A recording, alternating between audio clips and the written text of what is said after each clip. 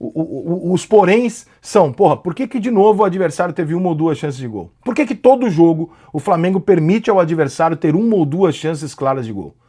Que esse domínio do Flamengo é grande o suficiente para você ter o controle do jogo, o ritmo do jogo, a bola nos pés, mas as grandes oportunidades de gol estão em igualdade com o adversário ou eles até em superioridade a você. Então tem algum ajuste para ser feito, porque isso não está acontecendo só na altitude. Isso aconteceu contra o Internacional, isso aconteceu contra o Central Córdoba.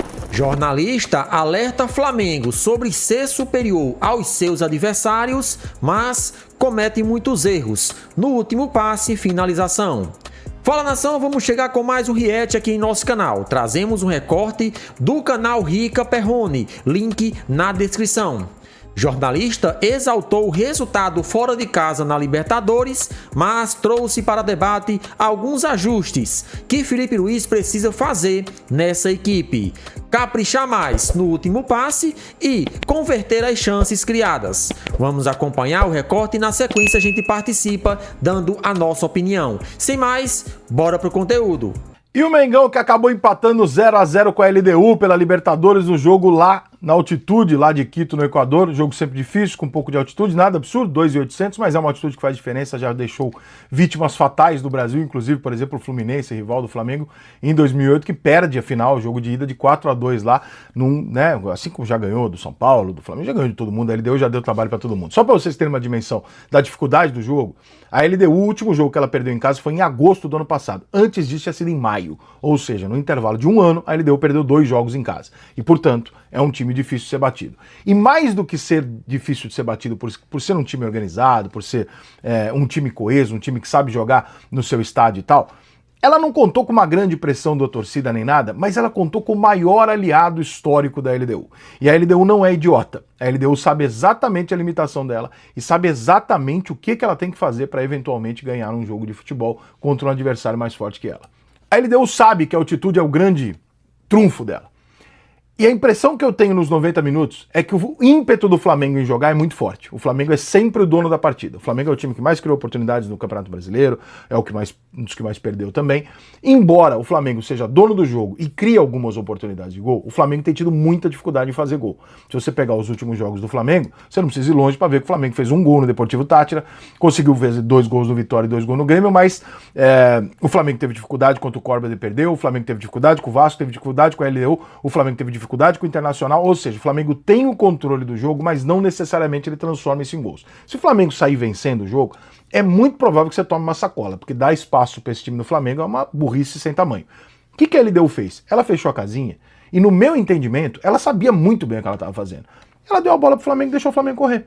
E o Flamengo correu, fez transição, o Gerson ia, voltava, né? E puta, contra-ataque, pique pra lá e pique pra cá, e a LDU ficou aqui.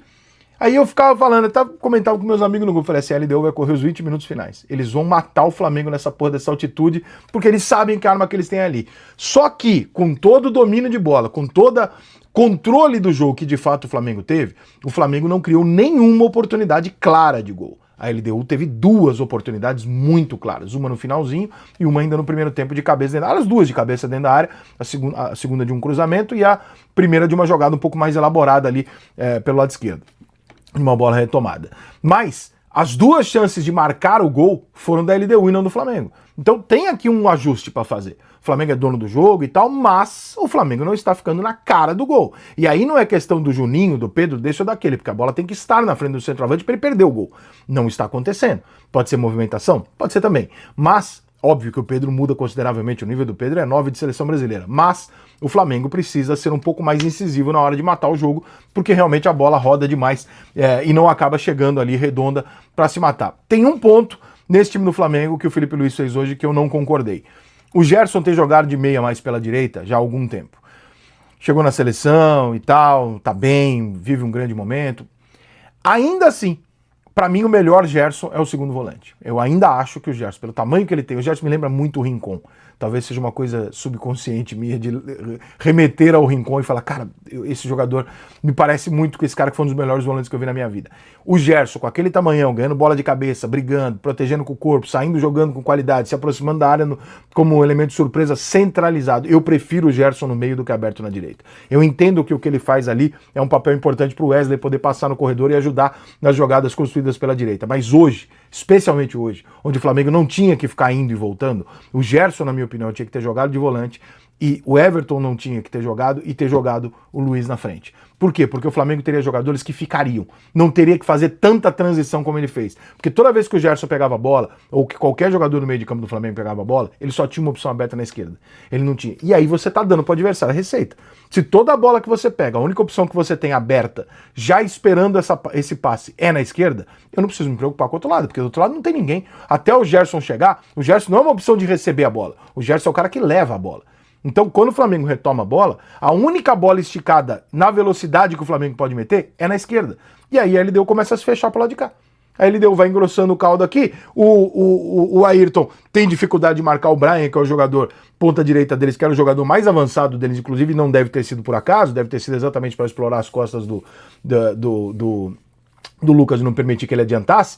E aí o jogo fica muito mais difícil, porque o Flamengo começa a ficar previsível, a LDU começa a anular essa jogada do Flamengo, porque você vai repetindo, você vai anulando, a LDU não consegue criar nada, mas ela tá cansando o Flamengo, porque toda hora era uma bola aqui e ali, uma bola esticada aqui, quando vinha pra cá o Gerson tinha que ir e voltar, ainda do outro lado ainda tinha o Bruno Henrique, desse lado não tinha, então o Gerson tinha que ir e voltar. No final do jogo o Gerson tá destruído, o Gerson tá arrebentado, o Gerson não tem condição mais física de terminar o jogo, óbvio, o cara correu mais que todo mundo, e não teve um grande dia não, só que as funções ficaram difíceis. Por quê? Você vai fazer transição com o Wesley. É um jogo que você vai correr menos e dar menos pique. É óbvio que o corredor do Wesley não vai acontecer tantas vezes. O Wesley não vai conseguir voltar o tempo inteiro.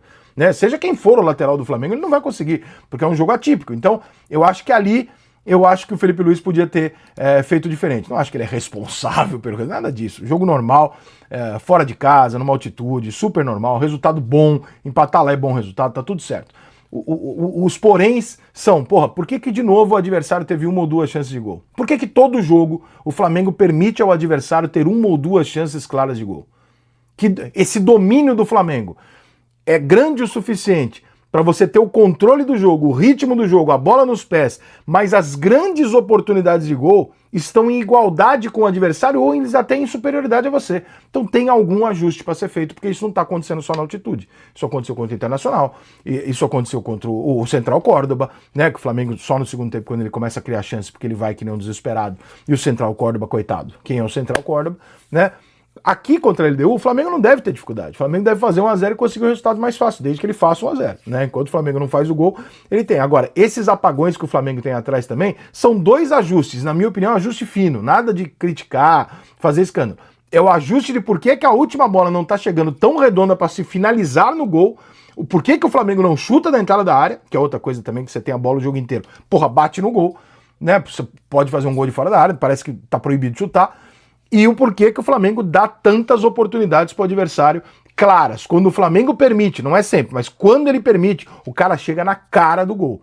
Então, isso já não é desse jogo, já vem acontecendo em alguns jogos. Então o Flamengo precisa ajustar esse cobertor de pobre aí, que para arrumar aqui, prejudica ali, para ajudar ali, para arrumar ali, prejudica aqui. Mas o domínio do jogo, o resultado ok, tudo tranquilo. Dentro desse grupo da Libertadores, a coisa caminha normalmente, o Flamengo joga 2 em casa, tá tudo certo. Sem pânico, Urubu, tá tudo certo. Então é isso aí, galera, sejam todos bem-vindos ao nosso canal. Se você é novo por aqui, chega, se inscreva, ativa as notificações e, é claro, deixa aquele like para fortalecer o nosso trabalho. O link do canal Rica Perrone na descrição como forma de créditos. E o jornalista, trouxe para debate, algumas questões que iremos discutir aqui em nosso vídeo.